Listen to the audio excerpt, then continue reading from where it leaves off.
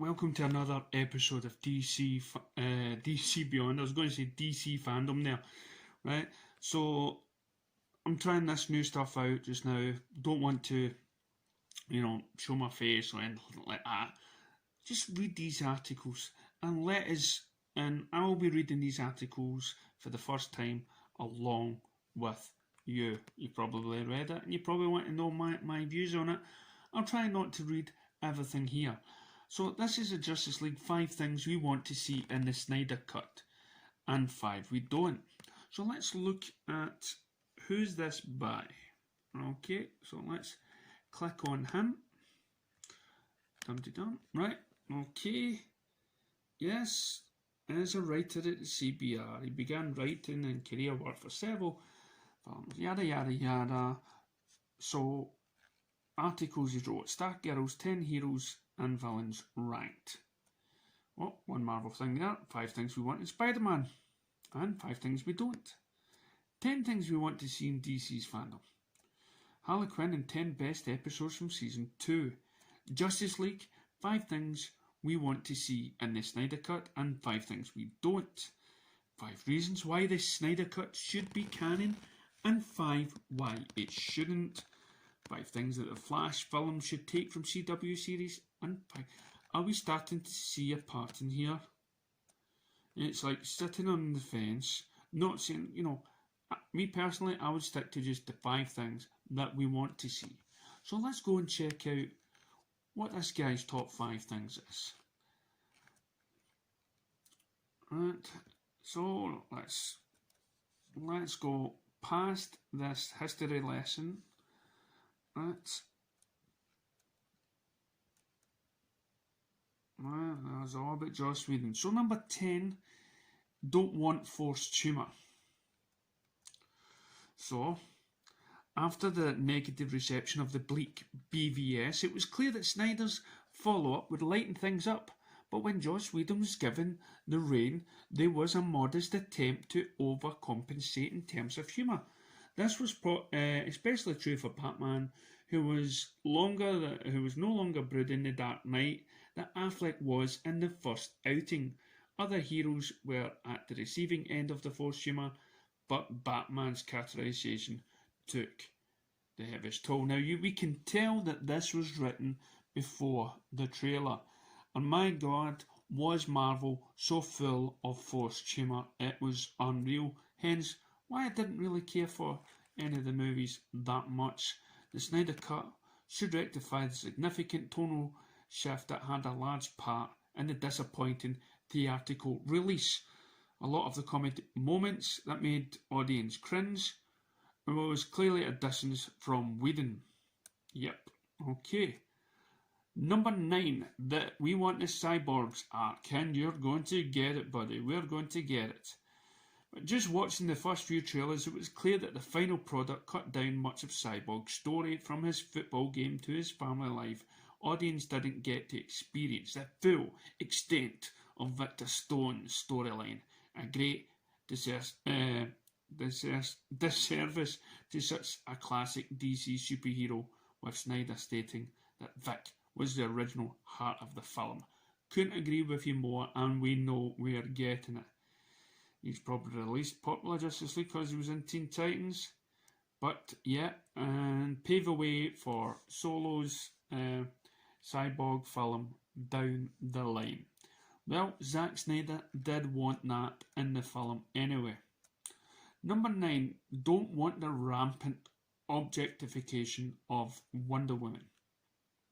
Of course not, and as we know, we know what Joss Whedon is like when it comes to the treatment of his female staff and people, but there are still those people out there, those Joss Whedon fans, that will defend him. This, as we know, is a scene that Gal Gadot did not want to shoot, so they got a stand-in double and implanted her face onto the stunt woman's body, and it was just totally demoralising her character, which I believe is said here as well. It didn't do any favours. Judging by her treatment, BVS Snyder probably isn't keen on repeating the same mistakes in his version of the team-up flick. No, because there were no mistakes Okay, Snyder always plays with strong women. You look at 300, you look at Sucker Punch. Any film that has always got strong women. We want the black suit Superman, and you're going to get it. What's number 6? I thought it was the top 5. This is like 10 here. We don't want the red skies because Zack Snyder's, of course, wouldn't have shot the red skies. The red skies was a giveaway. That is not the Zack Snyder tone that we love. Was that the nightmare sequence explained? Yes, we do, but let's be honest here. What does he say for this? If there's one thing BVS that needs further explanation, is the apocalyptic dream Bruce Wayne was in the middle of the film. It's since been dubbed the nightmare sequence, which teased the death of Lois Lane and the corruption of the Man of Steel himself. The entire idea wasn't truly touched in the theatrical version of Justice League, which emphasised how disjointed the film feels within the dceu. Well, let's just say something. No, it doesn't feel disjointed. It shows you an apocalyptic world. It shows you a badass Superman. More badass than Christopher Reeve's Superman 3 film, when he straightens up the Tower of Pisa, he puts a hole in a boat. Real evil stuff here when compared to this apocalyptic world with the Omega sign on the and parademons and flying monsters and Batman with machine guns. Yes, this was total comic genius. So let's get rid of the Russian family. Yes, let's do. The one with the bug spray. That didn't really serve much of a purpose. Especially it looked like they were the only daft family that still lived there until you saw some Superman lifting buildings with little images of people on it. It's just ridiculous. What's that? Number 3. We want a time-travelling Flash, which we can tell by the trailer. Something really tragic happens with Flash as he looks in the trailer and he's looking around wondering where he is. So what does the writer write for this? Ezra Miller's Flash is widely considered a standout in Whedon's cut, but much has been taken away from the Scarlet Speeder. In addition to Irish West introduction being left on the cutting room floor, it seemed that the Flash would figure out his ability to travel through time at some point. Judging by several rumours and fan theories, this may just happen. Several unfinished images of the Snyder Cut have surfaced online, featuring the Flash running through the Speed Force, facing the location of the final battle as it erupts in a bright light. If the popular fan theory rings true, then he would have travelled back in time to give the heroes another chance in defeating Steppenwolf. You don't want the Martian Manhunter's reveal? Oh, come on, let's get into this now. What's this? It's been confirmed by Snyder himself that ever since Man of Steel, Martian Manhunter has been hiding in plain sight in the DCEU. Harry Lennox, General Sandwich, would have revealed as the Martian in his original Justice League film. But it's unclear that this was even shot, since the evidence so far is that a few storyboards that the filmmaker has shown. Oh, you can tell this is an old article. However, when taking the General's character arc and initial interpretation towards aliens into consideration, it seems like a leap logic to reveal him as the son of Mars. If he is the Martian Manhunter, why was he so hesitant to trust a fellow alien like Superman? This potential reveal, oh my god, comes off as a quick attempt to excite fans as the possibility of the Martian Manhunter joining the League in the future, which is even more unlikely to happen at this point. That is rubbish. I totally disagree with that ever so. We will have to believe that Martian Manhunter was hiding. He wasn't revealing that he was an alien. He was living amongst them as a human being.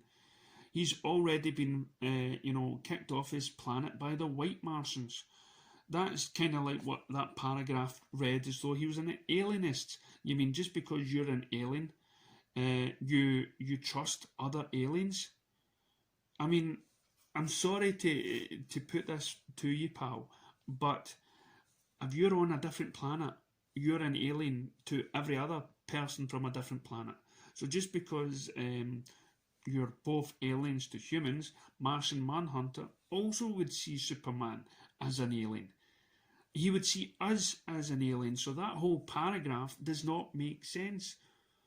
And the fact that this powerful superhero, so-called superhero at the time, comes down and reveals his true self to the world, and he's very powerful, of course he's got to be hesitant, because Superman is going to be the one that says, we're here, we've got superpowers, trust us, we're here for you.